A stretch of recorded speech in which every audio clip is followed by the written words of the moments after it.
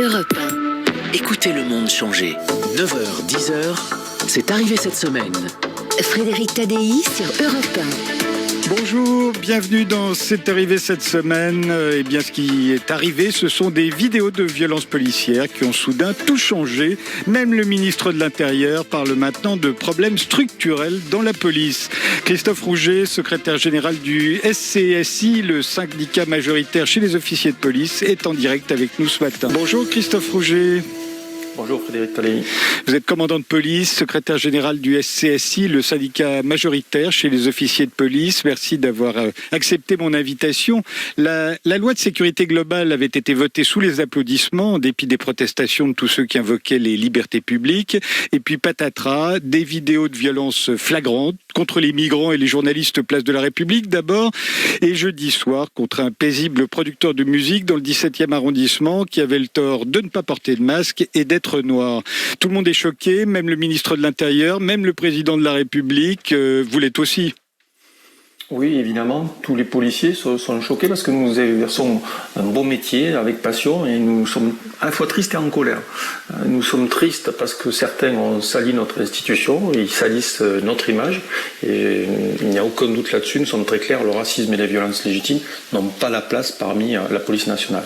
Mais ces comportements de certains affaiblissent notre institution et ils rendent en plus le quotidien des policiers difficile. D'abord difficile dans leur famille, parce que vous avez vos enfants, vos compagnons, vos épouses, vos amis qui vous disent « mais qu'est-ce qui se passe ?» Et donc vous êtes, dans votre milieu privé, assailli de questions.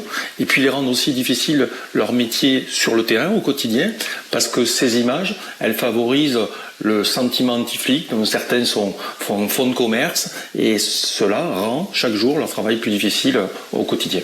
Même Gérald Darmanin a reconnu qu'il y avait un problème structurel dans la police. Il y a un problème structurel, oui, il y a des problèmes d'organisation. La police, vous savez, elle a une crise morale, de moyens, de fatigue. Depuis 2016, la gronde des policiers, finalement, on n'a rien résolu. On avait diminué les effectifs de police sous Nicolas Sarkozy. Ensuite, il y a eu le terrorisme, donc on a dû renforcer ces effectifs, mais on a orienté notre action vers toute l'action antiterroriste et c'était normal. On a la procédure pénale qui s'est considérablement alourdie et on manque de policiers de notre cœur de métier, ce qui est la police secours. Donc en plus on a des gouvernements successifs qui instrumentalisent la police nationale et qui ne donnent pas de cap et des injonctions contradictoires. Donc je crois qu'il faut qu'on reprenne notre calme, qu'on discute, qu'on trouve des solutions pour améliorer une police nationale qui est gangrénée par les conservatismes. Vous savez, c'est des gens à l'intérieur de la police nationale qui se disent bon, demain le ministre sera plus là. Ils ont raison. Il y a eu 9 ministres en 10 ans, les préfets qui se succèdent, mais les problèmes de fond persistent. À propos de préfet, justement, certains se tournent vers le préfet de police, le chef de la police à Paris, Didier Lallement, pour demander sa tête. Qu'est-ce que vous en pensez ?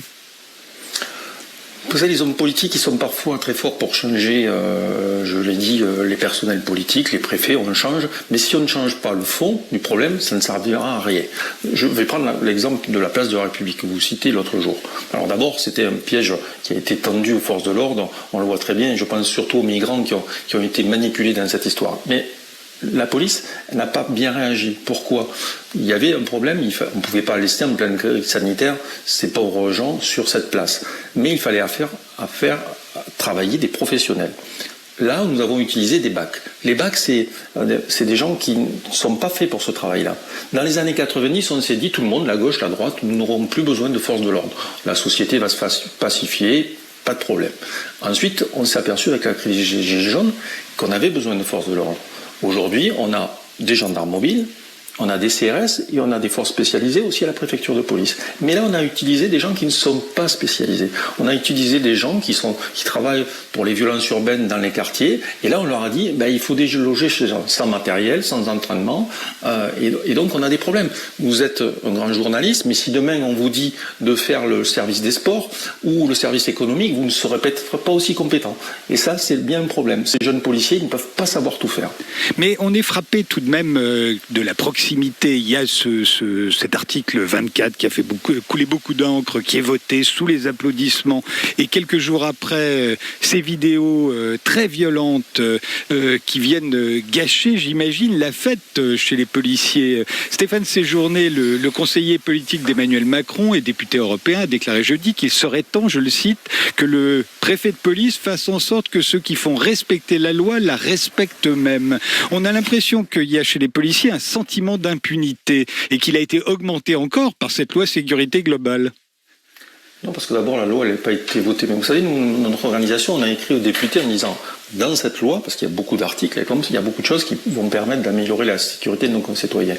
Mais cet article 24, ça ne doit pas être un totem.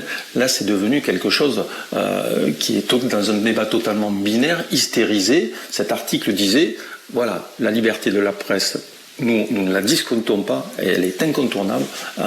Et ensuite, il faut trouver une solution. Et ça, tout le monde est d'accord. Je crois aussi pour dire, on est dans un climat où les policiers sont agressés, sont violentés, font l'objet de chasse à l'homme sur les réseaux sociaux. Donc, il faut les protéger. Donc, que ça soit avec l'article 24 ou autre chose, mettons-nous autour de la table. Moi, je fais confiance aux parlementaires. Vous savez, chez les parlementaires, il y a beaucoup d'avocats, par exemple, beaucoup plus que de policiers.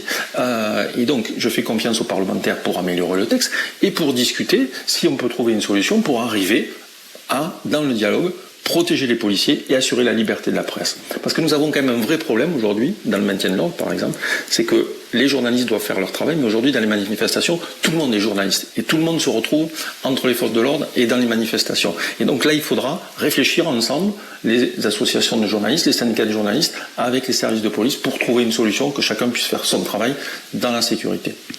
Là, vous parlez de crise morale, Christophe Rouget. C'est vrai que y a une crise morale de la police. On en parlait dans cette émission avec Sébastien Rocher la semaine dernière. 2 personnes tuées, 30 personnes mutilées en 6 mois pendant le mouvement des Gilets jaunes. Il n'y a pas d'autre police en Europe qui se soit arrivée.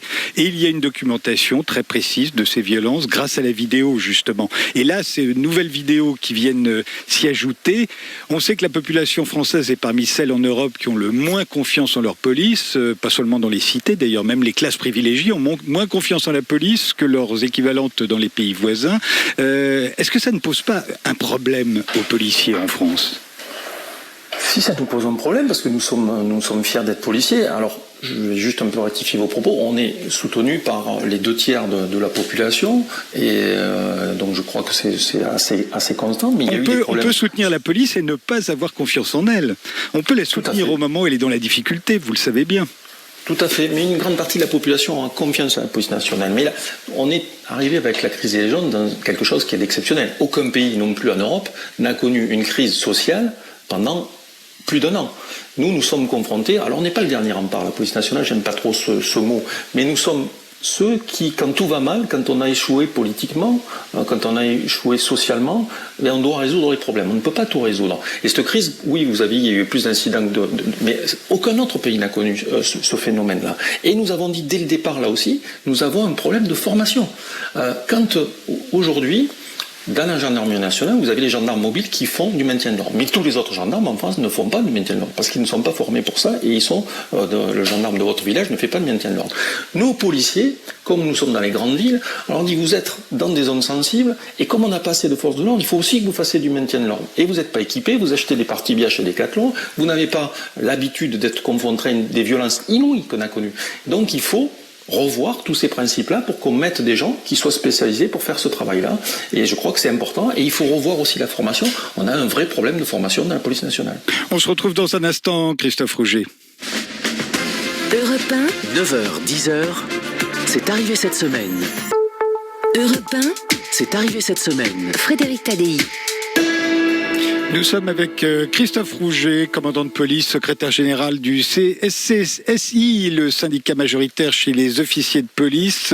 Christophe Rouget, la police française, à la différence de la police britannique, par exemple, n'est pas tenue de se sentir au service de la population. Ça ne fait pas partie des choses qu'on lui inculque. Alors elle est au service de qui ? Elle est au service de la population, mais elle est instrumentalisée. Les policiers, le matin, quand ils se lèvent, ils disent « Je ne suis pas le policier de Macron, Sarkozy, Hollande ». Il se dit « Je vais faire mon métier, essayer d'interpeller des délinquants, faire du renseignement, faire des enquêtes, être présent sur la voie publique ». Donc il faut qu'on arrive effectivement à sortir de ça. On ne peut pas dire tout d'un coup on a un problème avec des violences policières, mais paradoxalement demander à tous les policiers de faire du chiffre sans arrêt, du chiffre, et de dire la formation on ne peut pas la faire parce qu'il y a une opération stup, on ne peut pas faire les séances de tir, on ne peut pas faire le sport qui est nécessaire parce que pour être efficace sur la voie publique, il faut être entraîné. Et donc on ne peut pas, vous voyez, c'est ça, la police elle est victime d'injonctions contradictoires en permanence et instrumentalisée. Mais en même temps, elle est instrumentalisée. Le gouvernement a besoin de la police. On comprend pourquoi. Il y a une crise sanitaire, il y a une crise sociale. Mais en même temps, le gouvernement, parce qu'il a besoin de la police, il lui pond une loi sécurité globale taillée sur mesure et il ne la réprimande que du bout des doigts en cas de bavure. Sauf là, parce que là, c'est beaucoup trop. Alors, je ne crois pas parce que les policiers, ils sont massivement contrôlés, massivement sanctionnés. Ils sont contrôlés par les GPN. Alors, certains disent, oui, ça devrait changer, on peut toujours évoluer, mais beaucoup de pays en Europe nous l'envient. Parce que nous avons, en France, un pays où nous avons une force nationale, deux forces nationales, peut-être qu'il faudra d'ailleurs faire évoluer parce que ça coûte très cher aux citoyens d'avoir deux forces concurrentes dans tous les domaines, mais nous avons des contrôles, nous avons énormément de sanctions et les magistrats, le défenseur des droits, les journalistes, tout le monde nous contrôle. Donc je crois que ça c'est bien et il faut qu'on améliore encore ce contrôle des policiers, mais surtout il faut qu'on améliore aussi la formation. Parce que si vous voulez avoir... On est dans des contradictions. On a eu des attentats, il fallait des policiers, on recrute. Donc du coup, on a diminué un peu les formations pour avoir ces policiers plus vite sur le terrain. Donc ça c'est un vrai problème. Ensuite, la formation continue.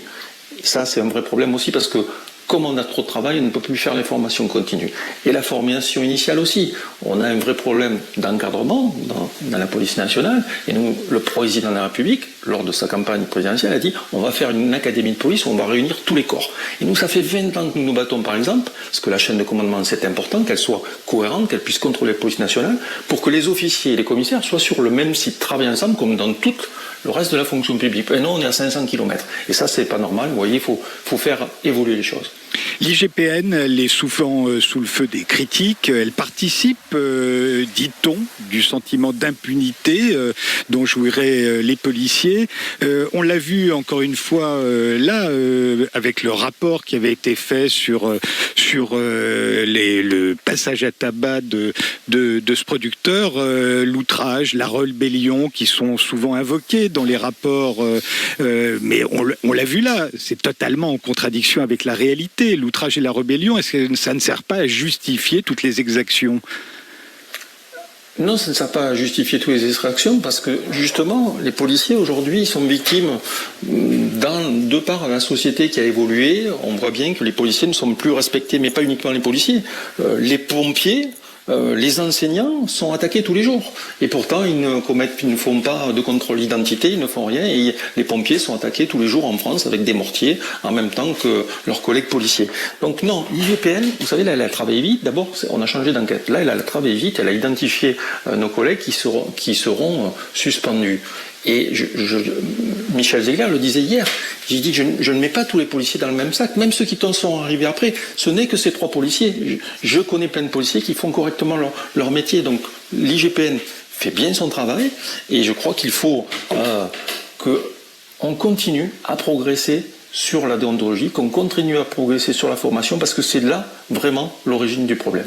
Parlons de la BAC, la brigade anticriminalité, vous l'avez évoqué tout à l'heure, c'est elle qu'on a vue dans les vidéos de la place de la République, dont un commissaire divisionnaire de la BAC de nuit en Seine-Saint-Denis qui fauche un migrant d'un méchant croche-pied et le fait tomber au sol. Un autre policier de la BAC sur une vidéo donne un violent coup de pied à un maintient au sol un journaliste de Brut, Rémi Buzine, en brandissant sa matraque.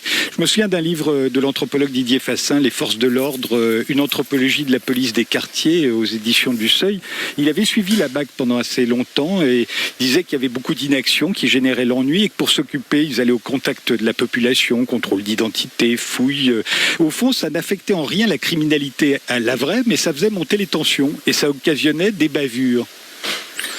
Alors la BAC, vous savez, c'est quelque chose qui a été créé il y a déjà très longtemps, en 1971. Depuis, on a augmenté les effectifs de la BAC, notamment dans les années 90. Le problème de la BAC, c'est qu'il faut un métier extrêmement sensible. Il faut que vous passiez des tests, il faut que vous fassiez des entretiens, il faut que vous fassiez des entraînements, parce qu'ils sont au contact de ce qui est le plus dur. La délinquance dans les quartiers qui ont été abandonnés de tous, les quartiers de la République où règne maintenant un apartheid social, économique, ethnique. Donc c'est très compliqué de travailler dans ces quartiers-là. Après sont arrivés les attentats. On a dit, vous serez aussi des primo-intervenants. Donc on les a formés. Et aussi on leur demande de faire du maintien de l'ordre. Mais vous voyez, on ne peut pas demander de faire tout à tout le monde. Et on doit revenir aux fondamentaux. On doit former ces policiers pour travailler sur la lutte antidélinquance, parce qu'il en faut. Les policiers, c'est multiple. Il y a des gens qui font du renseignement, des enquêtes. Eux font de la lutte antidélinquance dans des quartiers sensibles. Et il faut qu'ils soient compétents. Mais on ne peut pas leur demander en même temps de faire du maintien de l'ordre. Merci Christophe Roger d'avoir répondu ce matin à toutes mes questions. On se retrouve dans un instant avec la prix Nobel de l'économie de l'année dernière, Esther Duflo. Europe 1, 9h, 10h, c'est arrivé cette semaine.